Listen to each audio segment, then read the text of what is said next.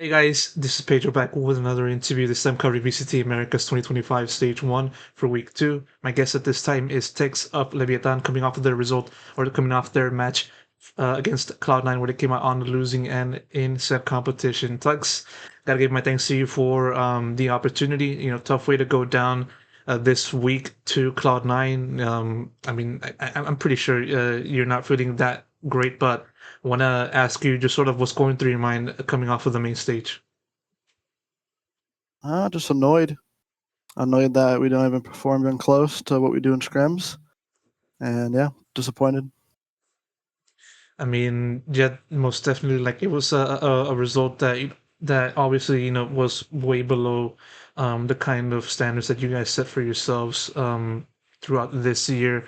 I mean, simple question, really. Like, what do you feel was the biggest thing that affected the team today? Honestly, I'm not sure.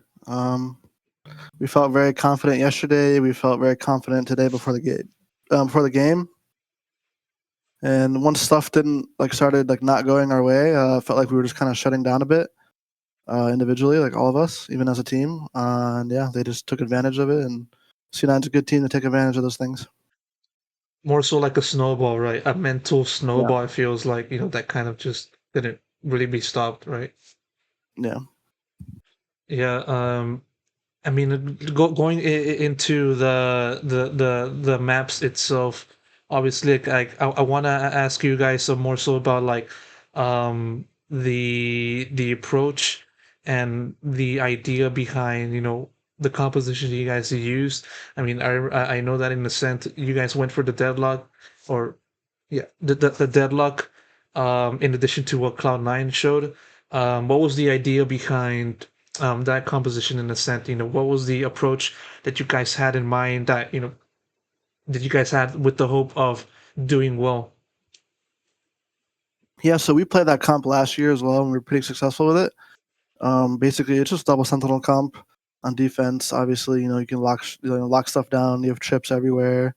There's certain setups you can do, and then on attack, it's like you have to play really slow play style. Strategically, take places and go somewhere else, and then go, bounce back between those. And yeah, really, it's just a slow style, which is like what my team enjoys, is playing slow. So yeah, that's kind of why we picked that.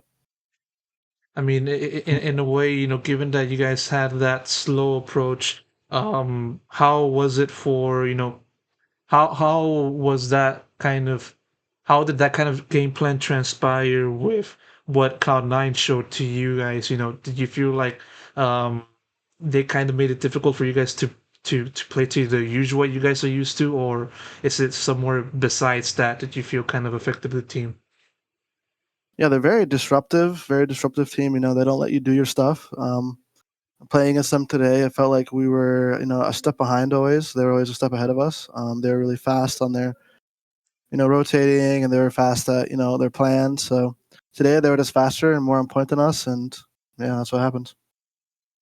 Yeah, obviously, like just kind of trying to make sense of what happened. It's pretty difficult in itself, given that you guys are coming into this with a relatively good mindset, relatively good head prior to today, and you kind of mentioned it right then and there of about it in the first answer of this conversation.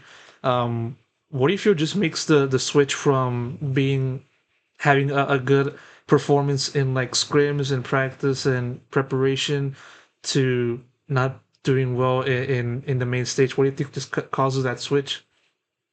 Um, I'd say one thing is obviously there's pressure, playing on stage. Obviously in the scrim, you're just chilling in the facility, just playing, just running around shooting. Obviously in the match, there's more pressure, and your mistakes get punished more. You have to be way more adaptive on the stage. Like for example, we've never played against that comp before, the Vise deadlock. It's always been like Cypher deadlock, for example. So there were like different things that took us off guard. And but yeah, that's like the biggest difference is in a scrim you can pause however long you want and talk about whatever adjustment you want, but in the match it's way harder. You gotta you get the minute with your coach. So that's really the big difference, is just less time to adapt. Hmm.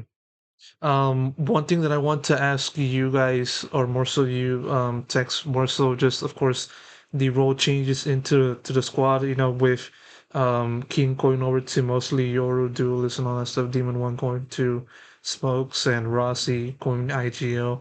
I do understand that's why we're still roughly early on in the season, and so such results like this can happen. Um, but like what I want to ask you is how has that transition been going for the team, and how has that been going? What if you has been the biggest like obstacles that you guys have to go through so far, or has there been any obstacles from your point of view, if any? Um, I mean, the role swap like makes sense to us. You know, Demon One is more of a passive kind of like he obviously likes to walk up on you and just fry you. But he's like more of like a slower player in general.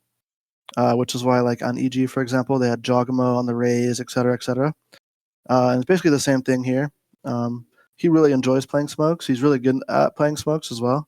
We have really good results. Where kiNgg has 35 kills in the scrim. Demon One's just farming. So yeah, the role swap. We've been performing it pretty or pulling it off pretty well in the scrims.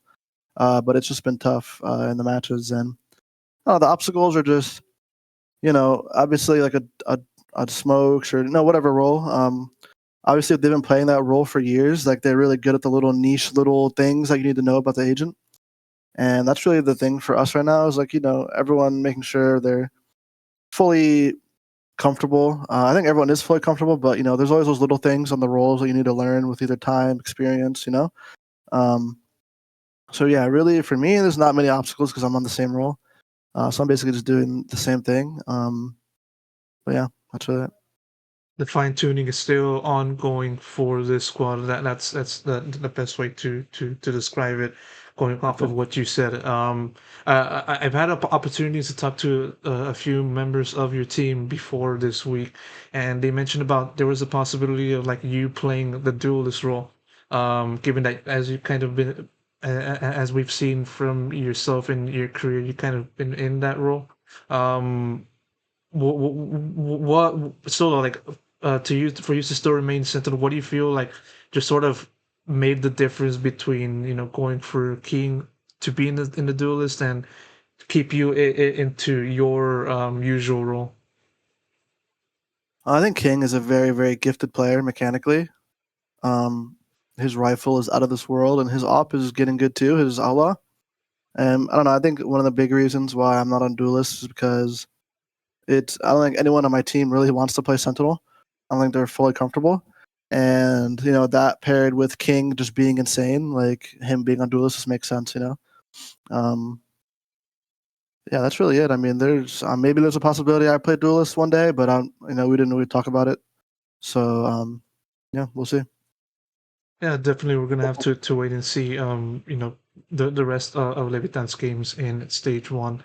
Obviously, going into week three, 0-2 is not the ideal start for a team to have, but as we've seen from other squads, including Leviatan from last year, you guys have been able to bounce back to be one of the top teams in the league. Hopefully, this kind of thing can happen for you guys in this occasion. But what I want to ask you is sort of like. Um, what's the confidence level, or more so what's the mindset like for you guys right now in order for you can you can spark this turnaround, whether it is in stage one or not, or stage two or something like that. I mean, our mind. I mean, we're all still confident. Obviously, we know we're struggling right now. But we've had really good results in scrims. Some bad results, of course. There's always that scrim where you just get dominated randomly. But overall, we've been having like good performances in scrims. So I wouldn't say like we're not confident. I definitely think we're all very confident in our roles and in our everything. Um, yeah, I'm not really sure what it is right now. It's hard to tell. We got to watch it back and then we'll just see everything really. Hmm. Yeah, of course, absorbing this kinds of results, as I said, is not ideal, but it's what you do afterwards in which you guys can finally start to turn it around, and hopefully, such thing can happen for Leviathan and for yourself, Tex. Gamo, no I'm running out of time, so I'm gonna have to wrap up. the interview right here. Tex, thank you so much for the interview, the answers, and all of the insight regarding what's happening within Leviatan. Hope you guys can bounce back in due time. And of course, best of luck goes to you in the road ahead. Cool. Appreciate it. Thank you. Thank you so much, man. Have a good rest of your night.